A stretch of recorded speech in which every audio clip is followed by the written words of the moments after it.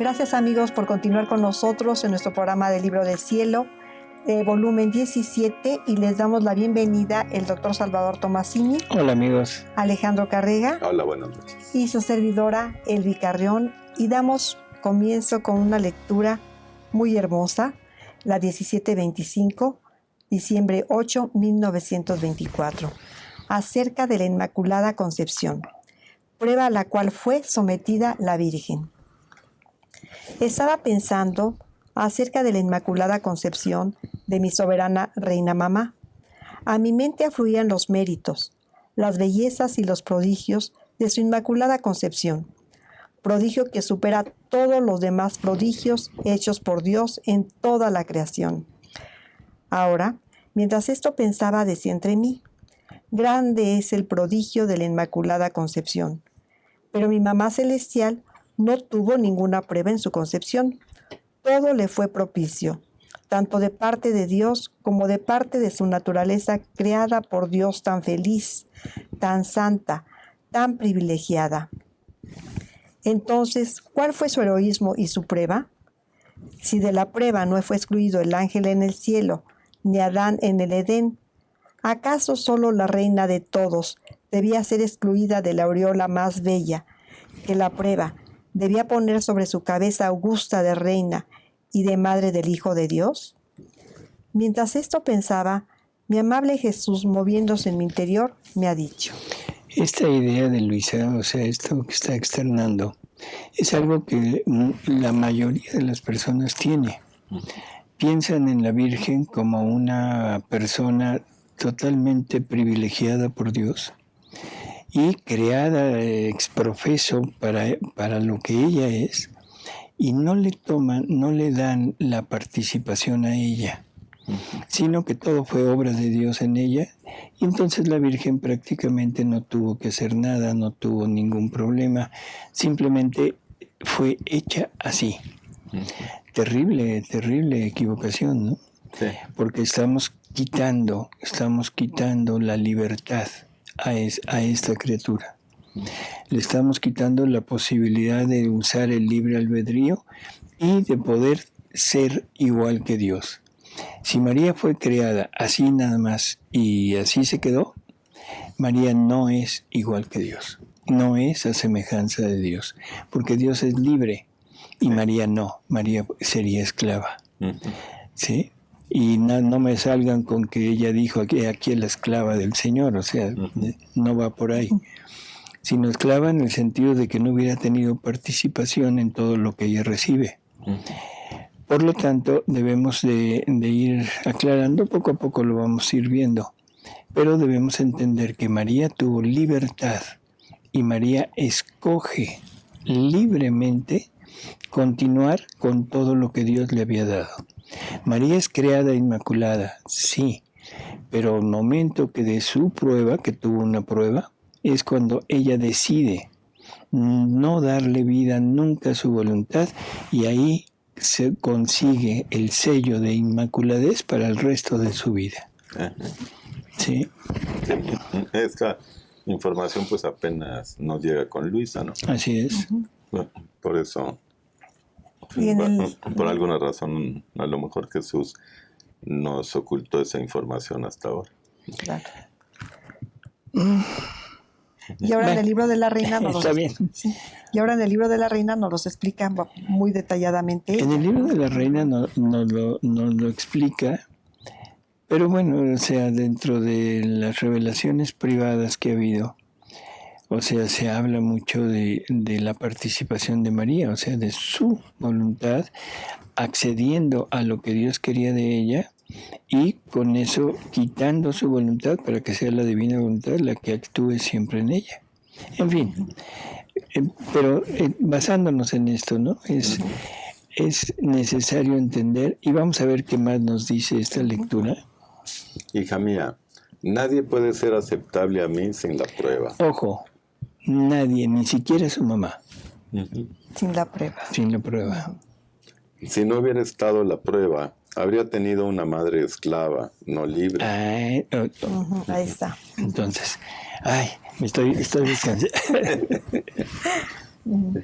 Y la esclavitud no entra en nuestras relaciones ni en nuestras obras, ni puede tomar parte en nuestro libre amor. Mi mamá tuvo su primera prueba desde el primer instante de su concepción.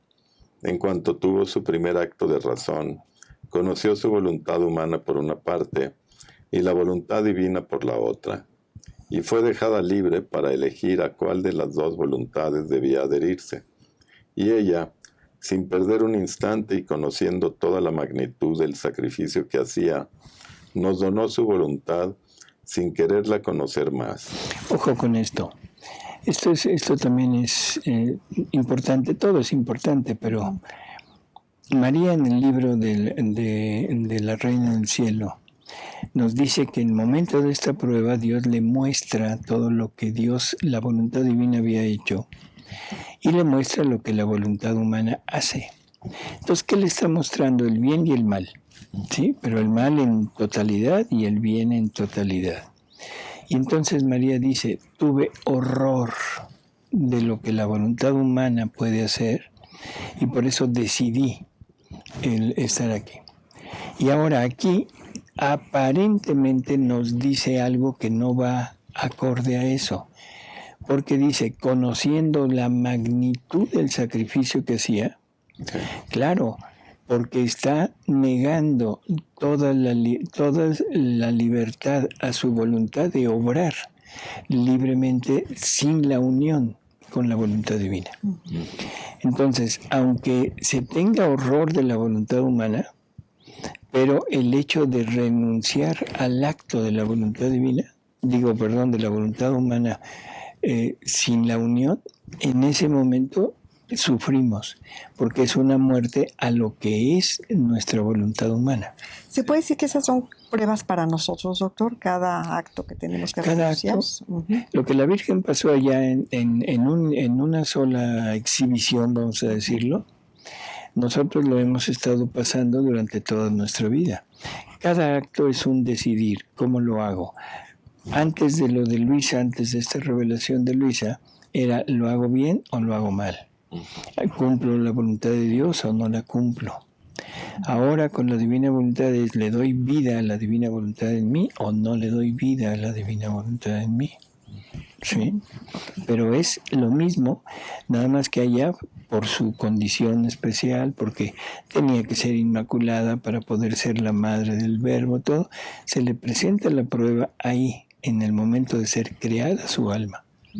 Si María hubiera dicho no, se cancela la venida del Redentor y quién sabe hasta cuándo hubiera venido.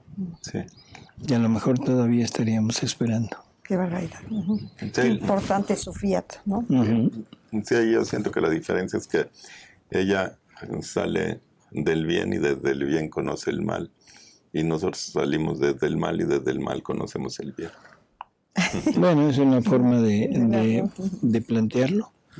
También Adán sale del bien y de ahí conoce el mal. Sí, nada más que nuestra alma fue creada por Dios.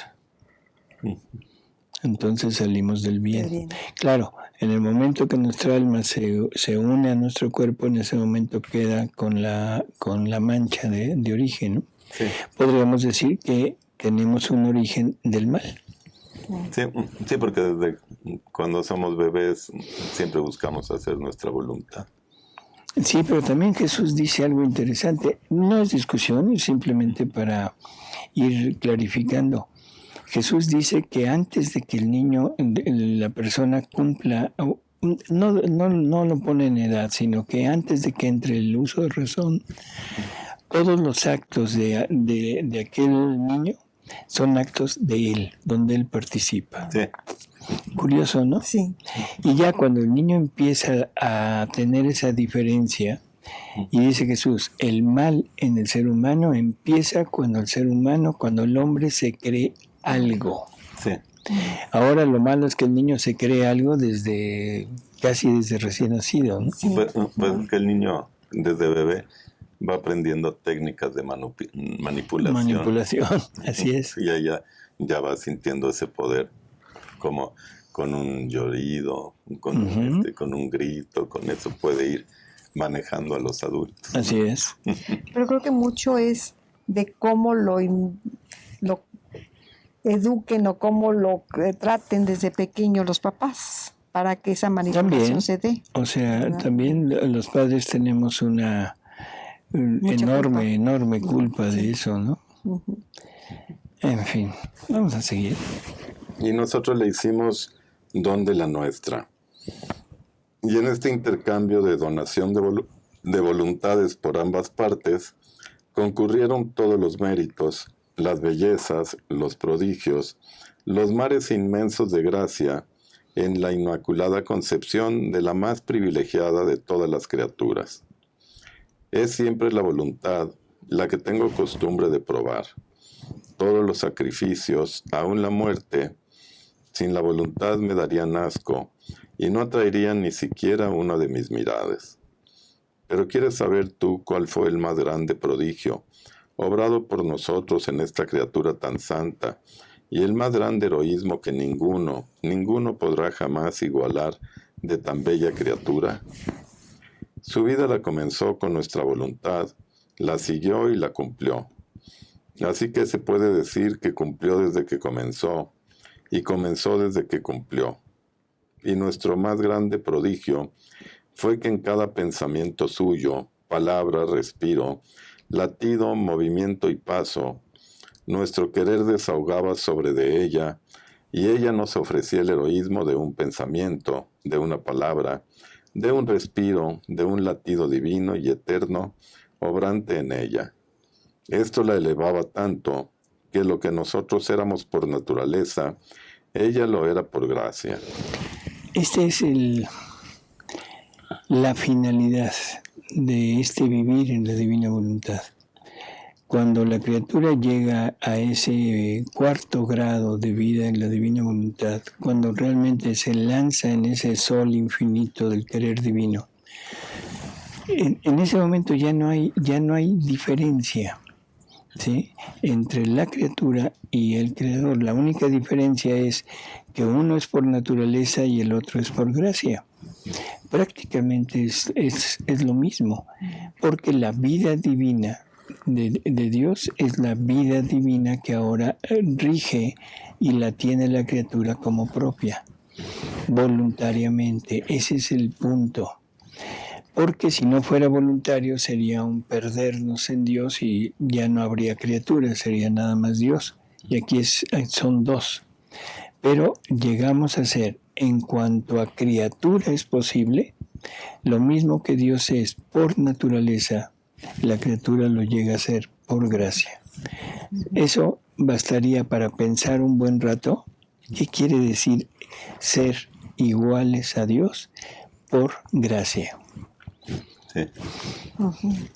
El concepto que tengamos de Dios, lo que nosotros hasta donde la alcancemos a imaginar o a conocer lo que Dios es hasta donde podemos llegar a conocer lo que nosotros o la criatura que vive en la divina voluntad llega. Es conocer a María. O sea, por eso es que el conocimiento de nuestra madre ha estado tan velado. En realidad de nuestra madre se ha conocido muy poco. Se ha pensado mucho. Se ha ideado mucho. Hemos idealizado a la madre, o sea, pero desde el punto de vista humano, y poniéndole atributos y poniéndole adornos, pero adornos desde nosotros. Pero nunca lo hemos visto poniéndole los atributos desde Dios. Y eso es lo que nos están revelando aquí. O sea que Dios se pone en ella, y ahora lo que dice aquí es lo que yo soy por naturaleza, María lo es por gracia. Sí. Se puede decir que ella sería un modelo perfecto para los que quieran vivir en la divina voluntad de cómo fue su vida. O sea, su vida de entrega, su vida de total abandono de su voluntad humana y todo, sí. Es más, Jesús a Luisa le pone a nuestra madre como modelo para que ella vaya tomando ejemplo de cómo vivir. Y para nosotros debería de ser también un modelo. Claro, es un modelo tan alto, que difícilmente podríamos seguirla, ¿no? Yo creo que ojalá Pero que se puede Dios hacer el nos... intento, o sea, la claro, podemos ir teniendo ahí claro. como modelo. No, y Jesús nos dice que nosotros podemos llegar al 4º grado. Y ese 4º grado es donde está María. Ahora, ¿qué tan difícil sea llegar al 4º grado? Cada quien que se lo responda. Sí. Pero cuesta un trabajo enorme y por eso aquí dice que es el más grande sacrificio que la criatura puede hacer. Porque es renunciar a todo. Absolutamente a todo. Exacto. Y eso es lo más difícil, porque no Así podemos es. quedar con cosas así. A ver, seguimos. Todas sus demás prerrogativas, sus privilegios, su misma inmaculada concepción, habrían sido un bello nada en comparación de este gran prodigio. Más bien fue esto lo que la confirmó y la volvió estable y fuerte durante toda su vida. Mi voluntad continúa desbordante sobre de ella, si es continua, desbordante sobre de ella, le participaba la naturaleza divina, y su continuo recibirla la hizo fuerte en el amor, fuerte en el dolor, distinta entre todos. Fue esta nuestra voluntad obrante en ella, la que atrajo al Verbo a la tierra, lo que formó la semilla de la fecundidad divina para poder concebir un hombre y Dios sin obra humana, y la hizo digna de ser madre de su mismo Creador. Por eso yo insisto siempre sobre mi voluntad, porque conserva al alma bella como salió de nuestras manos, la hace crecer como copia original de su Creador, y por cuantas obras grandes y sacrificios uno pueda hacer, si mi voluntad no entra dentro, yo los rechazo, no los reconozco, no es alimento para mí. Y las obras más bellas sin mi voluntad llegan a ser alimento de la voluntad humana, de la propia estima y de la avidez de la criatura. Como lo es todo la divina voluntad, ¿no? Así es. Y bueno, pues es este decir de Jesús.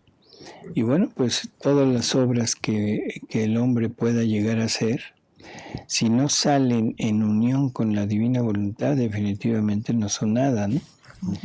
Ahora, no salir de dentro de la divina voluntad no quiere decir, por favor, esto que se entienda muy bien, no quiere decir con la divina voluntad obrante como lo estamos viendo aquí.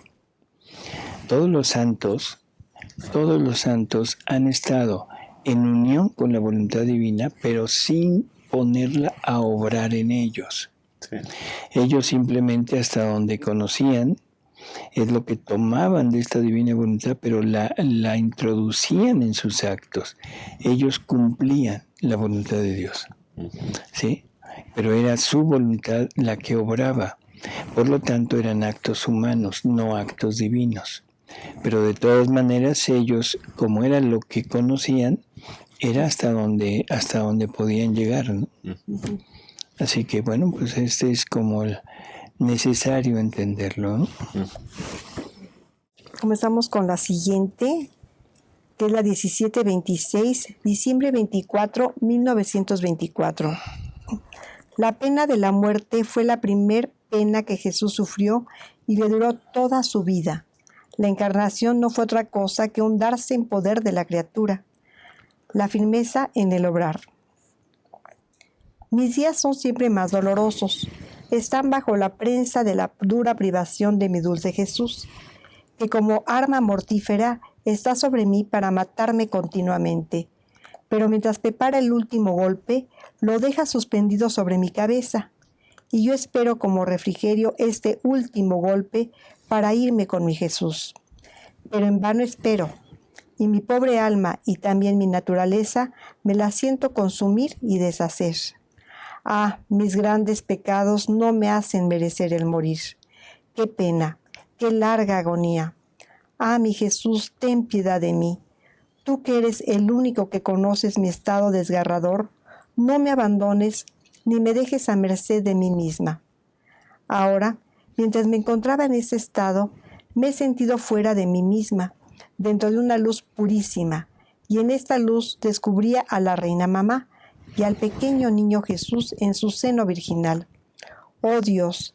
¿En qué estado tan doloroso se encontraba mi amable niñito? Su pequeña humanidad estaba inmovilizada. Estaba con los piecitos y las manitas inmóviles, sin el más pequeño movimiento. No había espacio ni para poder abrir los ojos, ni para poder libremente respirar.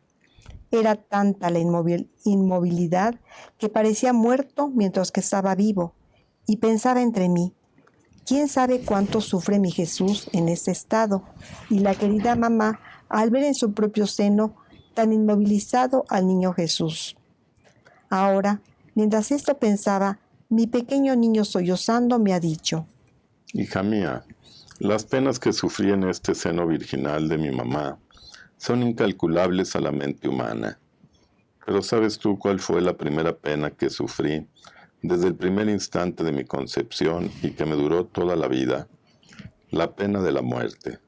Mi divinidad descendía del cielo plenamente feliz, intangible de cualquier pena y de cualquier muerte. Y cuando vi a mi pequeña humanidad sujeta a la muerte y a las penas por amor a las criaturas, sentí tan a lo vivo la pena de la muerte, que por pura pena habría muerto de verdad si la potencia de mi divinidad no me hubiera sostenido con un prodigio, haciéndome sentir la pena de la muerte y la continuación de la vida. Así que, para mí fue siempre muerte. Sentía la muerte del pecado, la muerte del bien en las criaturas, y también su muerte natural. Qué duro desgarro fue para mí toda mi vida. Yo, que contenía la vida y era el dueño absoluto de la vida misma, debía sujetarme a la pena de la muerte. ¿No ves a mi pequeña humanidad inmóvil y moribunda en el seno de mi querida madre? ¿Y no la sientes en ti misma cómo es dura y desgarradora la pena de sentirse morir y no morir?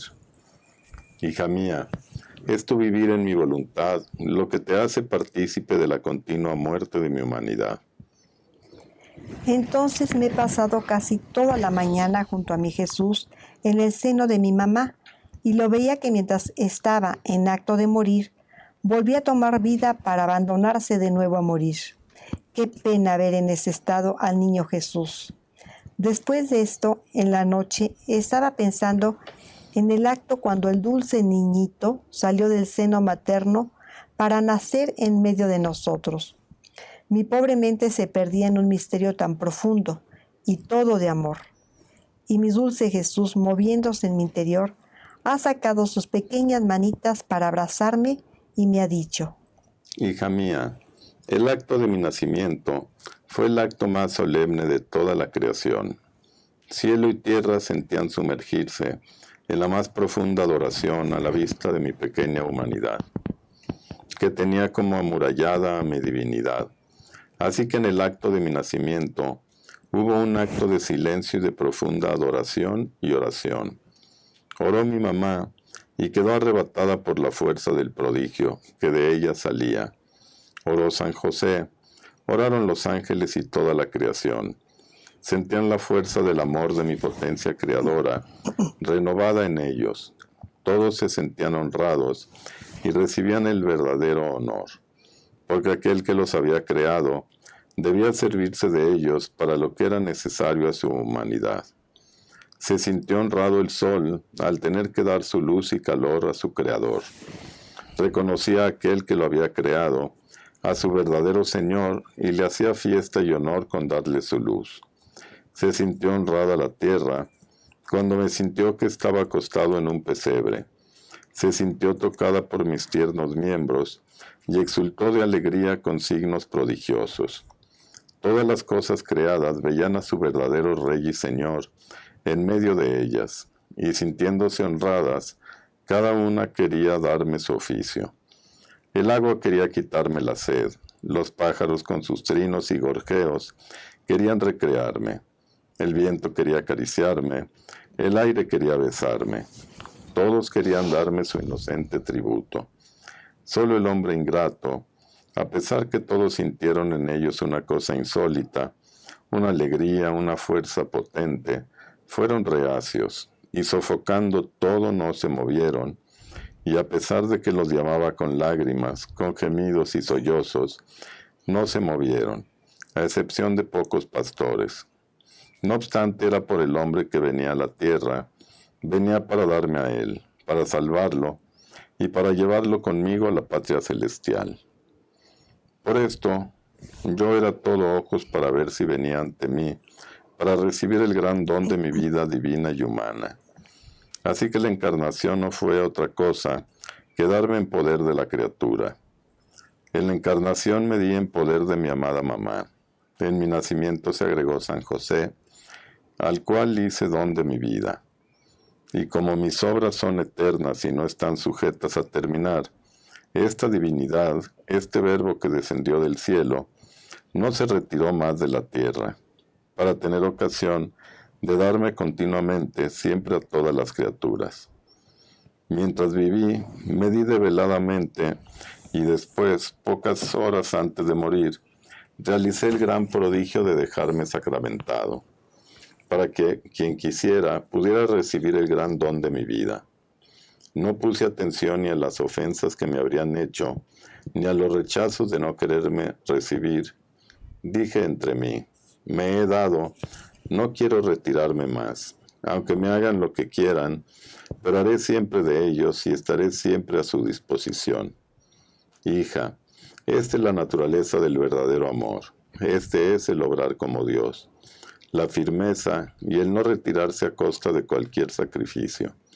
Esta firmeza en mis obras es mi victoria y mi más grande gloria, y es esta la señal si la criatura obra para Dios, la firmeza. El alma no mira a nadie, ni a las penas, ni a sí misma, ni a su estima, ni a las criaturas, y a pesar de que le cueste la propia vida, ella mira solo a Dios, hacia el cual ha decidido obrar por amor suyo, y se siente victoriosa de poner el sacrificio de su vida por amor a Dios. El no ser firme es de la naturaleza humana y del obrar humanamente. El no ser firme es el obrar de las pasiones y compasión. La mutabilidad es debilidad, es vileza, y no es de la naturaleza del verdadero amor. Por eso la firmeza debe ser la guía del obrar por mí. Por eso en mis obras no me cambio jamás. Sean cual sean los eventos, hecha una vez es hecha para siempre. Doctor, en la parte donde dice que a pesar de que vieron cosas insólitas los hombres, ninguno se acercó, la naturaleza sí le rindió cuando él nació, todos querían, pues ahí nos podemos ir y reparar nosotros, ¿verdad? Nos podemos ir y darle toda esta adoración de toda la humanidad, pasada, presente y futura, y ponerla ahí para estarlo recibiendo, adorando su nacimiento. Así es. O sea, y empieza esta lectura con esto de la primera pena, y la que no lo abandonó jamás fue la pena de muerte. Estaba junto con pegado con la de las cadenas y cuerdas, que tampoco nunca lo abandonó. Pero es importante ir viendo cómo se va desarrollando esta pasión de Jesús desde el mismo instante de su concepción. O sea que ese es el punto principal. Luego el nacimiento de Jesús como en un acto totalmente fuera de insólito y todo, porque aunque aquí no lo describe prácticamente el cómo salió, pero hay tanta distorsión en ese momento del nacimiento, tanta distorsión en el ámbito del pensamiento humano, de la voluntad humana, en que pensamos que el embarazo de María es igual que el embarazo de cualquier mujer. Perdón, pero no, desde el mismo instante en que no hay una concepción, sino hay una formación de la humanidad por medio del Espíritu Santo, tomando la tierra de María para que el Verbo se encarne.